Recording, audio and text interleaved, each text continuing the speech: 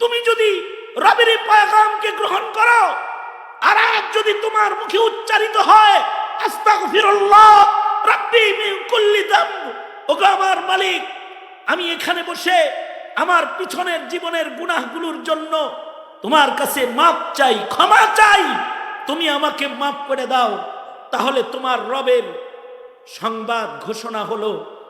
তুমি ক্ষমা চাইতে দেরি করবে,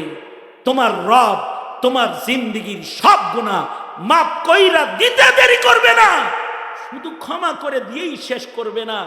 উলাইকা ইউবাদদিলুল্লাহু সাইয়্যাতিহিম হাসানাত, তিনি তোমার জিন্দেগীর গুনাহগুলোকে নেকির দ্বারায় পরিবর্তন করে তোমার আমল নামাকে মহান আল্লাহ নেক দিয়ে ভরপুর করে দিবেন। আল্লাহু আকবার জোরে করে বলেন। এটাই যদি হয় রবের ক্ষমা, এই ক্ষমাকেও যে মৃত্যুর আগে গ্রহণ করবে না, তার চাইতে অযোগ্য,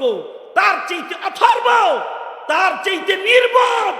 মানুষ কি আর পৃথিবীর মাটির উপরে হয়, যেখানে তার রব তাকে ক্ষমার হাতছানি দিয়ে বারবার তাকে ডাকছে।